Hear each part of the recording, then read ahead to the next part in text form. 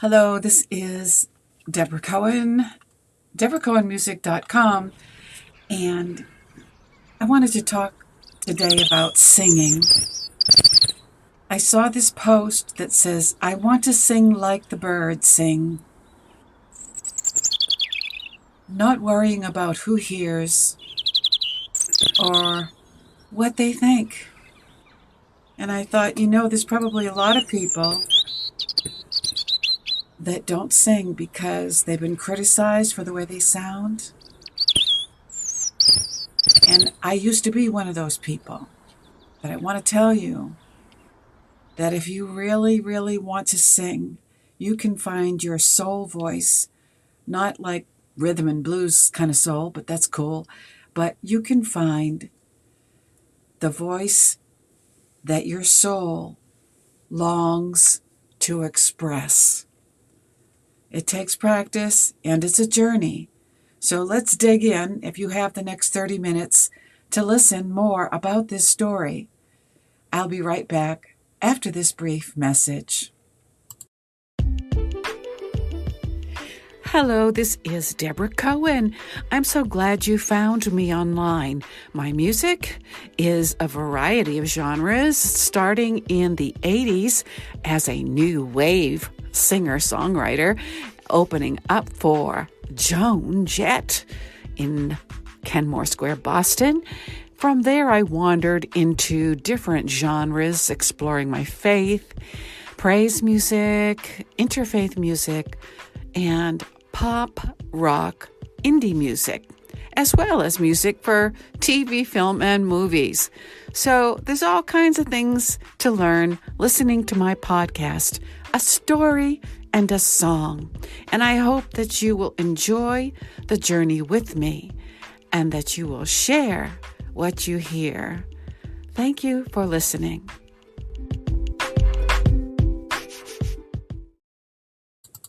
And again, this is Deborah Cohen. I am an indie artist and I appreciate you listening.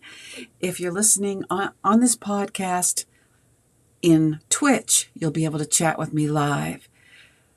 It's also streaming on YouTube, on my YouTube channel at Jewish Rock Music, but I'm not over there watching the chat. I'm in Twitch. So if you want to post your comments that are related to the topic, and today's topic is about singing. Of course it is. And if you are watching me and can see this video, there's a picture of the Beatles to my right. And I cut my teeth as a musician on this group in the 60s, which was a long time ago. And interestingly enough, I was looking at this AARP article about Ringo Starr, and he is still going strong. The drummer for the Beatles is still out there gigging. And let's see, I'm not going to share an article about him today, but if you can get the December 2023 issue of AARP, it's definitely worth a look. And the title is, Ringo Starr's title is, I'm 99% broccoli. The audience now have posters. Peace, love, broccoli. Well, that might be interesting to read, don't you think?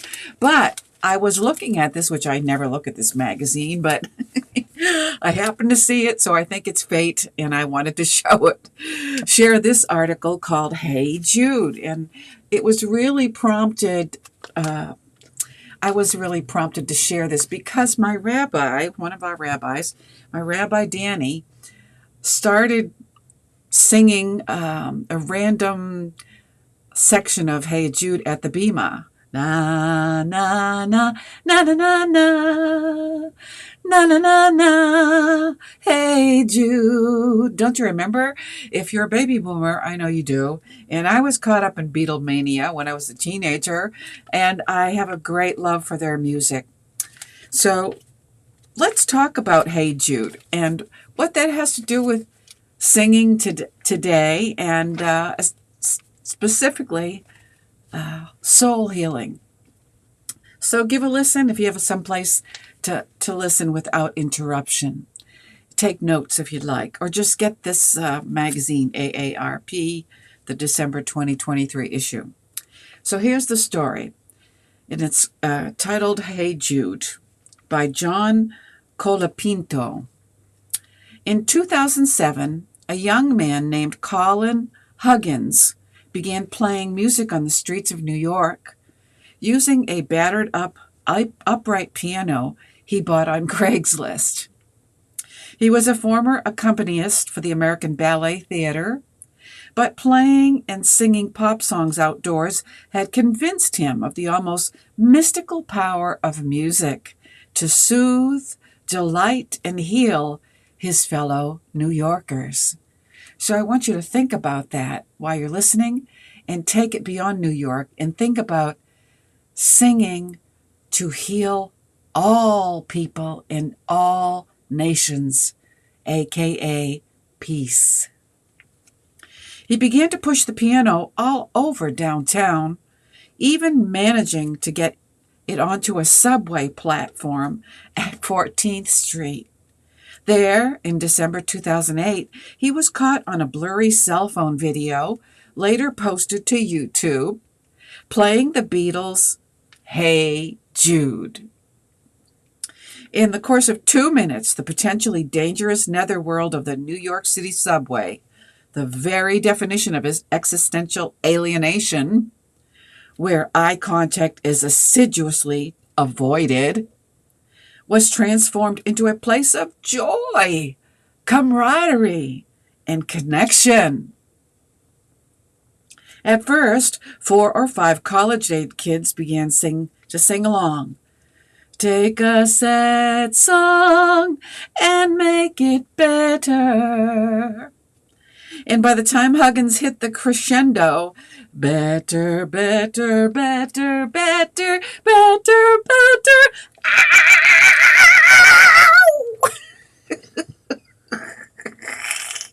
A group of middle-aged businessmen in long black coats on the opposite platform were singing too, with the irresistible coda, na, na, na, na, na, na, na. Na na na na, hey Jude. Everyone on both platforms, male and female, black and white, young and old, was singing, clapping, and smiling at one another. The transformation was miraculous. That video is testament to how melodies and lyrics lurk in our brains, ready to be released at the sound of a few notes, lifting our spirits, connecting us with our fellow human beings, and evoking deeply buried memories as powerful as anything in the human experience. For more than 50 years, the medical specialty known as music therapy has harnessed this extraordinary aspect of music to treat diseases ranging from depression to chronic pain to movement disorders to autism to Alzheimer's disease. But only in recent years has the scientific community begun to penetrate the mystery of how something as ephemeral as an acoustic signal, mere air vibrations, can have such profound effects on damaged bodies and brains. In the process, experts are gaining a deeper understanding of the importance of music in everyone's day-to-day life and its astonishing effects on the healthy, normal brain. That music has been part of human cultures since time immemorial, is attested to by early man-made fossils, including various percussion instruments and a 60,000-year-old flute made from the femur of a now extinct European bear. To say nothing of the original musical instrument, the human voice, whose remarkable music-making properties have given it a central place in virtually all forms of religious worship, from the chants of the shamans in indigenous tribes, to Islam's haunting call to prayer, to the extraordinary overtone singing perfected by the Buddhist monks in Tibet, to the hymns and psalms of Judaism and Christianity. According to historian of religion Karen Armstrong, quote, "Scripture was usually sung, chanted, or declaimed in a way that separated it from mundane speech, so that words, a product of the brain's left hemisphere, were fused with the more indefinable emotions of the right hemisphere," end quote. So maybe you can start to understand why, if you're going to sing with all of yourself, all of me, that means you have to sing with all yourself, the left brain and the right brain. Recent scientific studies have shown that music's power over us is not purely psychological, but based in immeasurable psychological changes. Changes. Singing along with others to a beloved song such as "Hey Jude, don't make it bad. Take a sad song and make it better." Ooh. It causes the brain to secrete the chemical oxytocin, a naturally occurring hormone that creates the warm sensations of bonding, unity, and security that makes us feel all cuddly toward our children and others we love. Infuses us with feelings of spiritual awe, and can alleviate chronic pain or the debilitating sensations of anxiety or the isolation of autism. One area of medicine where the power of music has been particularly remarkable is in the treatment of the dementias, including Alzheimer's disease, whose stubborn and terrible symptoms have been resistant to most forms of treatment. And I think that's just phenomenal that singing brings healing individually, because, if you want to sing with love to others, you first have to have love within to give. And if you don't like yourself, or not sure if you do like yourself, then you can do this check in your own mirror. I want you to, this is a test to see if you love yourself. Okay. Look into your mirror. A big, not a compact mirror, a big mirror. Okay. Stand before the mirror and look into your own eyes in the mirror. And be still and don't say anything, and find love in your eyes, because your eyes, our eyes, are the windows of our soul. And if you can truly feel love in your own eyes, then mission accomplished. There is love, and it comes from God. But if you look in the mirror, in your own eyes, and you start to criticize what you see, which I confess I do, I have to really work at accepting me for who I am. Maybe you're that way too.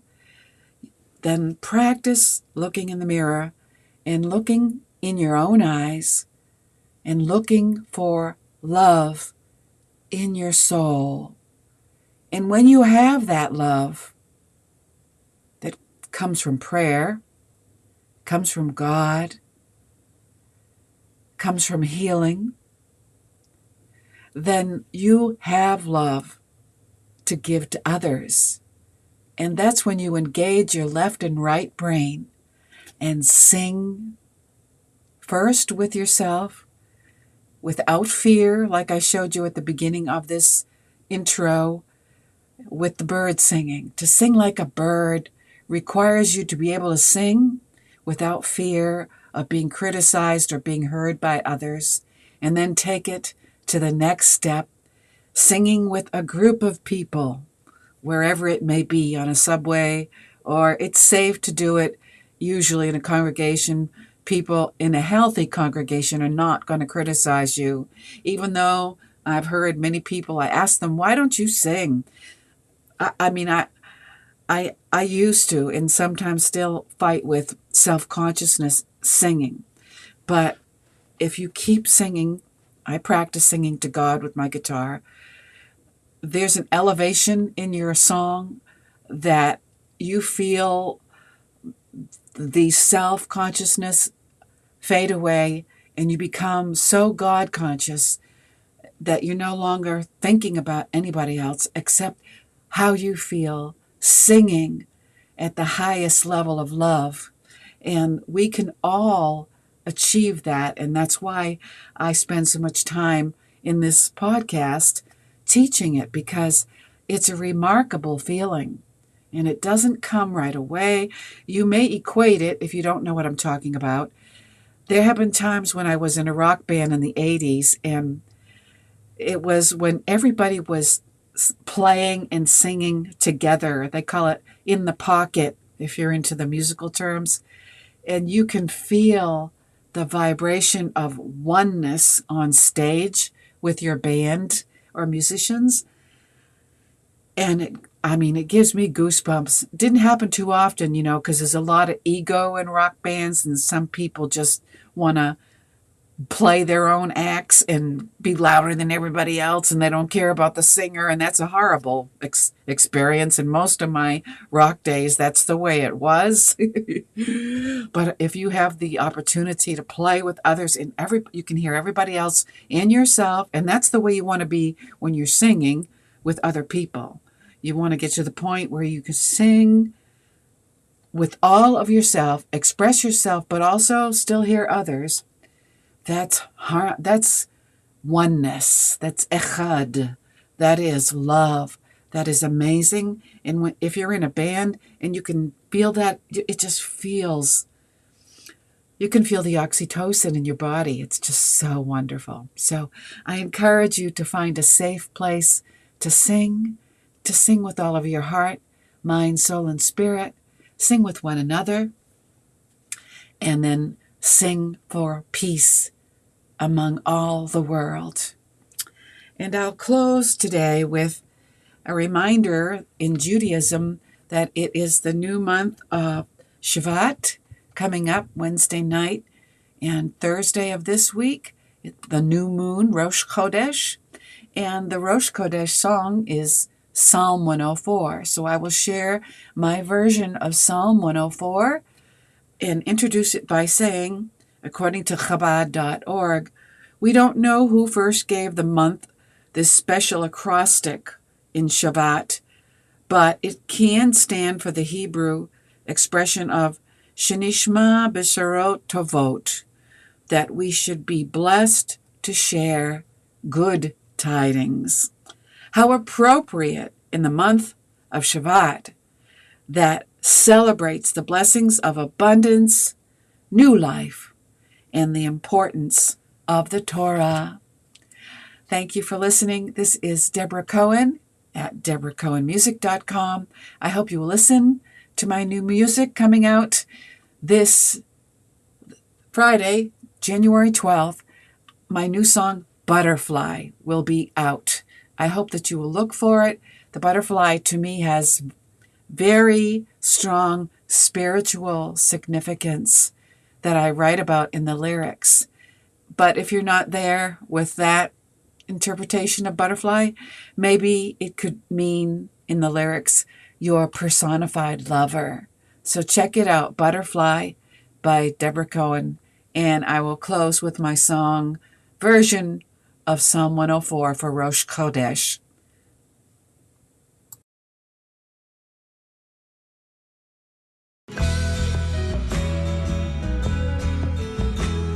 The trees of Adonai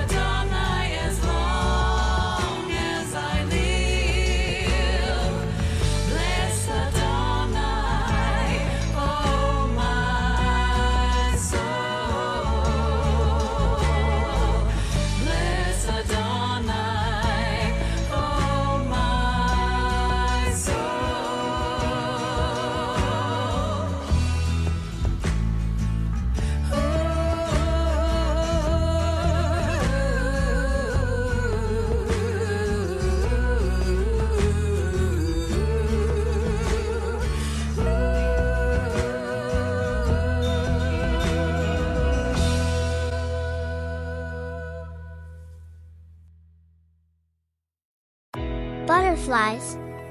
I love butterflies. This one is the blue morpho butterfly, which is very rare. Seeing this pretty blue butterfly may mean that you will have a wish granted. I wonder if that is true. Let me ask Deborah. Butterflies can mean what you believe. Some think that seeing a butterfly means spiritual transformation. I see butterflies fly across my path and they always make me smile. Look at Deborah. She is so excited to tell you about her new band merch, which is available on Amazon.com and Redbubble.com. Just look for her merch and music online and shop butterflies. And coming soon is Deborah's new song called Butterfly. What a beautiful butterfly. Thank you, Deborah.